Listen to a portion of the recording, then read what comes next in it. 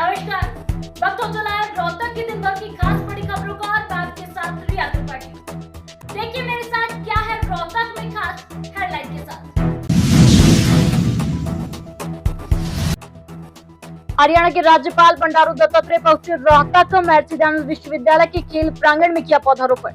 इस दौरान 7 करोड़ की लागत से बने वल्लभ भाई पटेल क्रिकेट स्टेडियम का भी किया शुभारंभ। कार्यक्रम के दौरान हरियाणा के वित्त मंत्री जेपी दलाल भी मौजूद रहे। हरियाणा के गवर्नर बंडारू दत्तात्रेय ने एक पौधा मां के नाम अभियान के तहत पौधारोपण किया। खेल स्टेडियम का उद्घाटन कर निरीक्षण भी किया, साथ ही क्रिकेट खेला जिसमें एमडीयू के वाइस चांसलर ने बॉलिंग की, वहीं राज्यपाल बंडारू दत्तात्रेय ने बैटिंग की। राज्यपाल ने कहा कि 7 करोड़ से बने इस स्टेडियम में काफी सुविधाएं हैं, इससे हमारे देश व प्रदेश के खिलाड़ियों को काफी फायदा होगा।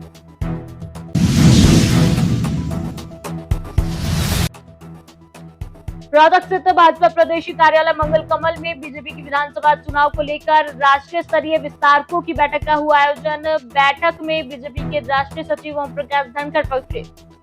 बैठक में 4 राज्यों के विस्तारकों ने लिया भाग। आगामी विधानसभा चुनाव को लेकर बनाई गई रणनीति, बोले हरियाणा में तीसरी बार पूर्ण बहुमत से बनेगी भाजपा की सरकार। महिला पहलवान विनेश को लेकर प्रदेश में राजनीति हुई शुरू। भूपेंद्र हुड्डा के बाद अब महम से निर्दलीय विधायक बलराज कुंडू ने उठाई विनेश को राज्यसभा भेजने की मांग। राज्यसभा के साथ साथ एक मांग और रखी, बोले विधानसभा चुनाव में खेल मंत्री बनाने की करे घोषणा। विधानसभा या संसद में पहुंचकर विनेश उठाएंगी खिलाड़ियों की आवाज। साथ ही उन्होंने सभी विधायकों से ये अपील भी की है कि विनेश को समर्थन करें। उन्होंने अपने 2 महीने की सैलरी विनेश फोगाट को सम्मानित स्वरूप देने की घोषणा की है। बलराज कुंडू ने कहा कि विनेश फोगाट के साथ हुई है साजिश। ओलंपिक से महिला पहलवान विनेश फोगाट के डिस्क्वालीफाई होने से जहां पूरा देश आहत है, वहीं राजनेताओं ने अपनी राजनीति शुरू कर दी है। पहले तो भूपेंद्र हुड्डा ने ऐलान किया था कि विनेश फोगाट को राज्यसभा भेजा जाना चाहिए और अब महम से निर्दलीय विधायक बलराज कुंडू ने भी यह घोषणा कर दी कि विनेश फोगाट के साथ साजिश रची गई है और उसको असली सम्मान देने के लिए राज्यसभा में भेजा जाना चाहिए ताकि वह खिलाड़ियों की आवाज उठा सके। बलराज कुंडू आज रोहतक में एक प्रेस वार्ता में बोल रहे थे। उन्होंने कहा कि विनेश फोगाट के साथ अन्याय हुआ है और इस अन्याय के बाद अगर विनेश फोगाट को सही सम्मान नहीं मिला तो युवाओं पर बुरा असर जाएगा। इसलिए वह हरियाणा के मुख्यमंत्री नायब सैनी से यह मांग करते हैं कि केंद्र सरकार से बात कर स्पोर्ट्स कोटे में विनेश फोगाट को राज्यसभा का सांसद मनोनीत करवाया जाए या फिर हरियाणा में जो राज्यसभा का चुनाव होना है उससे राज्यसभा चुनाव में विनेश फोगाट को राज्यसभा में भेजा जाए। उन्होंने कहा कि विनेश फोगाट के साथ साजिश हुई है जिसके चलते यह इतना बड़ा घटनाक्रम हुआ।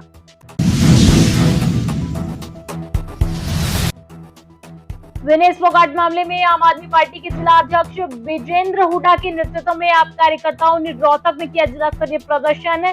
विजेंद्र हुड्डा ने कहा कि साजिश का शिकार हुई है विनेश।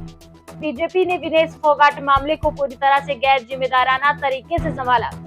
वहीं भाजपा पर तंज कसते हुए कहा कि हरियाणा के लोगों और हरियाणा की तरक्की से नफरत करती है भाजपा सरकार। उन्होंने कहा कि इस लड़ाई में आम आदमी पार्टी विनेश फोगाट और उनके परिवार के साथ है। आम आदमी पार्टी ने शुक्रवार को पूरे प्रदेश में विनेश फोगाट के समर्थन में सड़कों पर उतरकर प्रदर्शन किया। इसी कड़ी में रोहतक में भी जिलाध्यक्ष विजेंद्र हुड्डा के नेतृत्व में आम आदमी पार्टी के कार्यकर्ताओं ने विनेश फोगाट के समर्थन में सड़कों पर उतरकर सरकार के खिलाफ नारेबाजी की। जिला अध्यक्ष ने कहा कि विनेश फोगाट मामले को बीजेपी सरकार ने पूरी तरह से गैर जिम्मेदाराना तरीके से संभाला है। इससे पता चलता है कि बीजेपी हरियाणा के लोगों से नफरत करती है। साथ ही उन्होंने कहा कि पूरे देश को पता था कि विनेश फाइनल में पहुंचने वाली देश की पहली महिला खिलाड़ी बन गई है, लेकिन बीजेपी नेताओं को शायद ये पता था कि कुछ और होने वाला है। उन्होंने कहा कि हमें ये बाद में पता चला कि 100 करोड़ लोगों के देश को 100 ग्राम की साजिश में उलझा दिया गया। वहीं उन्होंने कहा कि अभी भी सीएम कह रहे हैं कि वही सम्मान मिलेगा जो सिल्वर मेडलिस्ट को मिलता है। विनेश ने पूरी दुनिया और देश का दिल जीता है, वो हमारी नजरों में गोल्ड मेडलिस्ट से कम नहीं है। उन्होंने कहा कि ये हमेशा याद रखा जाएगा कैसे ओलंपिक में विनेश फोगाट से उनका गोल्ड साजिश करके छीना गया है। हम सब इस मुश्किल घड़ी में विनेश फोगाट और उनके परिवार के साथ खड़े हैं। और उन्होंने पहले ही कहा था विनेश फोगाट ने, मेरे खाने पीने में कोई ना कोई गड़बड़ हो सकती है और वो हुई भी। तो इसका मतलब क्या है? इसका मतलब ये है कोई ना कोई साजिश हुई है। कोई ना कोई साजिश हुई है। सिर्फ इतना ही नहीं, एसोसिएशन की तरफ से ये बातें भी चली उनको सिल्वर मेडल भी नहीं मिलेगा, तो विनेश फोगाट ने उसके लिए कोर्ट में अपनी अर्जी लगाई, जिसकी सुनवाई आज होनी है, पहले वो रात को होनी थी। तो आज की डेट में देश के अंदर विनेश फोगाट का स्वागत एक गोल्ड मेडलिस्ट की तरह होगा, लेकिन अन्याय तो उसके साथ हुआ है। जब उसने ओलंपिक जाने से पहले अपनी बात रख दी थी, तो उसकी जानकारी के होते हुए उसकी इंक्वायरी क्यों नहीं की गई? प्रदेश सरकार द्वारा 1,20,000 कच्चे कर्मचारियों को पक्का करने की घोषणा के बाद प्रदेश के कर्मचारियों में खुशी की लहर। कर्मचारियों ने अपनी खुशी जाहिर करते हुए कैंप ऑफिस पहुंचकर पूर्व सहकारिता मंत्री एवं भाजपा के वरिष्ठ नेता मनीष ग्रोवर से की मुलाकात। कर्मचारियों ने पूर्व मंत्री मनीष ग्रोवर का स्वागत कर जताया आभार। कर्मचारियों ने मुख्यमंत्री नायब सैनी का आभार जताते हुए पूर्व मंत्री मनीष ग्रोवर से कहा कि इस फैसले से हमारा बोझ कम हो गया है और अब हम निश्चिंत होकर काम करेंगे। साथ ही कर्मचारियों ने अपनी समस्याओं को लेकर भी भाजपा नेता मनीष ग्रोवर के सामने बात रखी। इस दौरान पूर्व मंत्री मनीष ग्रोवर ने कर्मचारियों को आश्वासन दिया कि उनकी समस्याओं का समाधान जल्द होगा।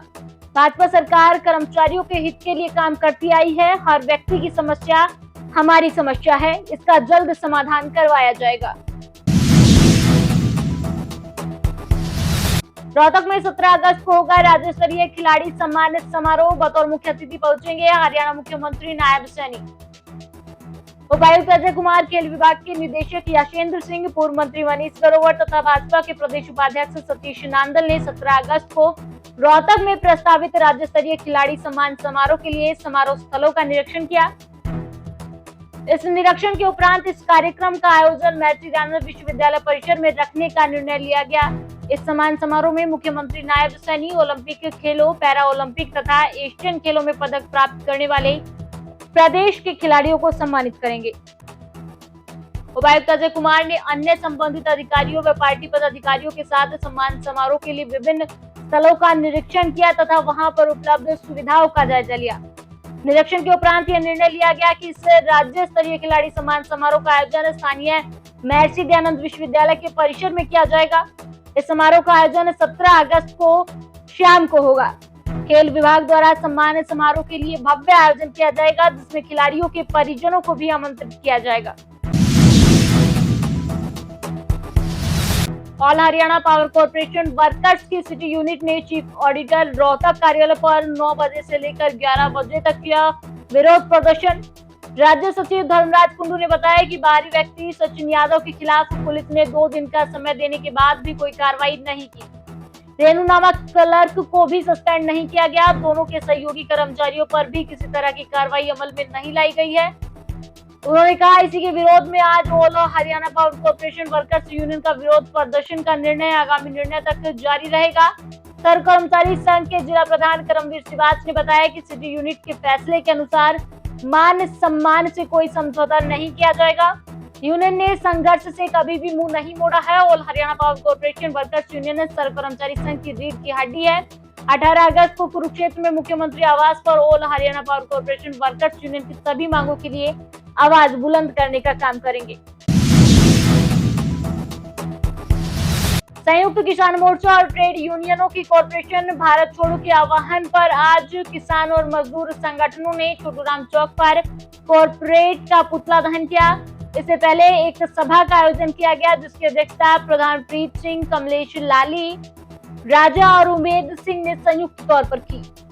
किसान सभा जिला सचिव बलवान सिंह ने बताया कि आजादी के आंदोलन में 9 अगस्त को अंग्रेजों भारत छोड़ो का नारा दिया गया था, जिसके चलते अंग्रेजों को भारत छोड़कर भागना पड़ा। लेकिन आजादी के बाद की सरकारों की नीतियां वही हैं जो अंग्रेजों की होती थी। प्रदर्शन से पहले सभा को संबोधित करते हुए किसान सभा के राष्ट्रीय उप प्रधान इंद्रजीत सिंह ने कहा कि मोदी सरकार की नीतियां भी कॉर्पोरेट को मुनाफा पहुंचाने की है। कृषि में सरकारी निवेश की बजाय खाद, बीज, दवाई, मशीनरी, फसल बीमा सब बड़े कॉर्पोरेट बहुराष्ट्रीय कंपनियों के हवाले कर दिया।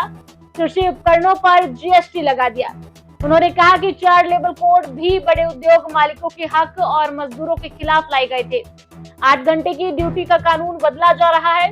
न्यूनतम वेतन और यूनियन बनाने का अधिकार छीना जा रहा है, जिसके खिलाफ किसान आंदोलन के बाद देश भर में संयुक्त किसान मोर्चा और ट्रेड यूनियन संघर्ष कर रही है। इसी के तहत कॉर्पोरेट भारत छोड़ो का नारा देते हुए आज कॉर्पोरेट के पुतले दहन किए गए। 13 अगस्त को लंबित मुआवजे जारी करने के लिए जिला उपायुक्त को ज्ञापन सौंपने का लिया निर्णय।